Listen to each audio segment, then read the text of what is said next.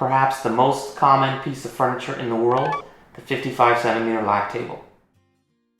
Hey everyone, welcome back to the Clueless Dad. Today we have a Lack table from IKEA. This is the super common, super cheap side table, and we're going to assemble it and talk about it. Actually, I should admit from the start, we're going to reassemble it, because not only is this a super cheap Lack table, but this is a 10-year-old super cheap Lack table. So I have had this thing for, going on 10 years, give or take, and as you can see, hopefully it looks almost perfect. There's some, dings and scratches and a couple stains maybe on the surface. You can see a little bit. I tried to wipe it off. It was a bit dusty, but I have moved in that intervening 10 years something like 4 times, and this thing is held up like a trooper, especially given the fact that this thing goes for something like $10. Depends on where you live, but in the US it's literally like $9.99 all these years later. I used to have one of these back in San Francisco when I was living in the US like 20 plus years ago. Same exact design. I think they may have changed a little bit with the feet, but I'll talk about that later. But basically identical design. There's a label on here which is pretty faded, but it actually says something like copyright 1999 on the design. So I think it hasn't changed in over 20 years. So I think you can see it. There's a couple spots basically on each corner where the legs go in, where that's the color it used to be. This is the color it is now. So just from like a suntan basically. So as you can see, this thing is super light. So what's inside? Well, obviously it's not a solid piece of wood. So the way that a lot of these IKEA cheapo tables and shelves, and in this case side tables, are made is that there is basically what's called a medium density fiberboard, MDF, and that's basically this fiberboard panel. And I guess this is probably the same, except it's painted or coated on the sides that you can see. And on the insides, there's basically these fiberboard blocks, which are actually not the whole way through. So especially like in the case of this leg, there's probably one up to about here, and there's one up to about here, and that provides most of the strength. And in between, there may be what's called a honeycomb composite. So basically, in this case, they use cardboard, and it makes like a honeycomb, and that's used especially on the shelves and stuff for some rigidity in bending. But in the legs, I don't know if there's probably even nothing. It's probably hollow. And just the medium density fiberboard panels here keep everything together. And supposedly IKEA uses no glue in these particle board, but it's actually done through like pressure, and I think it's using steam. So we'll see. So as you can see, this one has a screw hole. This one is the bottom. It's solid. On the newer Lack tables, I think they actually put like a rubber foot on the bottom. But in this case, the 10 years ago one, it was nothing but just bare fiberboard. Held up pretty well, maybe a little bit dusty, but that's it.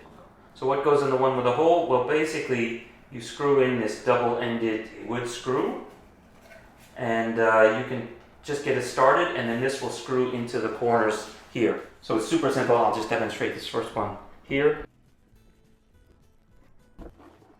And so that's basically that easy, and then just do the same thing with the other ones. In this case, because I've unscrewed it before, this guy's still in there. You can use pliers to take it out if you really want to. In this case, why bother? Let's just screw it in. One interesting thing I noted when I looked really closely, this is actually one continuous piece that is basically bent into a square around these fiberboard blocks, and it's actually joined here on this edge. If you run your finger along, you can actually feel where the edge is, and if you look really closely, you can see the gap there. So somehow they managed to take a flat sheet and actually fold it around here and glue it on, or stick it on, or pressure it on onto this fiberboard block that, as I said, takes up the bottom and the top sections. So pretty interesting. I actually love to see the factory, how they put this thing together. Some people have noted that if you tried to buy the materials for this, just this much MFD and this many fiberboard blocks, it would actually probably cost you almost $10, if not more, to just get the raw materials. So that just tells you the quantity that IKEA makes of these things to get the price down that cheap. Oh, by the way, in this case, this one's actually made in Poland, or at least it was 10 years ago. Who knows where they're made now? I'm sure they're actually made in multiple places, but this particular one, made in Poland. So thank you to Poland for the good build quality, because it has lasted. So one thing about these legs, you want to screw it in so that they end up flush with the side, so it's nice and square. But in some cases, like in this case, I could decide whether I want to stop here where it's not super tight, or I could try to go another 90 degrees to make it really tight. In this case, I think it's fine. A couple ones I went maybe a little bit too far, and I feel like, you know, if I went much further, I would actually strip the wood because it's only fiberboard, which is pretty crappy. So anyway, that's up to you. Just be careful. Don't do it too far. So let's flip this guy up. As I said, super light. So I don't know what else to say about this other than it pretty much does what it says, and it does it pretty decently. And I'll also emphasize again the fact that I have moved like multiple times, and this thing has held up really well. Which is the exact opposite of some of like the Billy bookcases and things like that. After you take them apart and try to put them back together, again, they're basically useless after the second time. In this case, absolutely zero problem after 4 moves. So have to give a thumbs up on that one. And again, it's super cheap, $10. If it does break, if you accidentally fall on it or something, somebody sits on it the wrong way, the legs rip off, not the end of the world. Kind of wasteful, but again, don't try to break it, but if it does break, at least monetarily, you're not out that much. And in my particular case, the reason why it's actually here, that I'm filming it here in my office, is because I don't need it at home anymore, and since it's basically near perfect, I decided to bring it down here and use it in my office. I'll probably just use it to put my router and some other stuff on top next to my desk. Yeah, pretty good.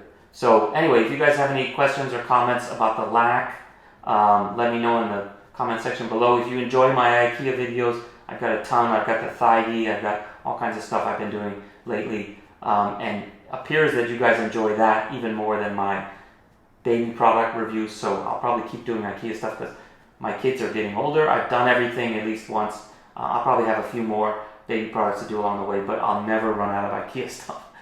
Okay, so that's it for today. If you enjoyed this video, please give me a thumbs up. Consider subscribing. If you have any questions about the Lack or anything else, any suggestions for future videos, please leave in the comment section below.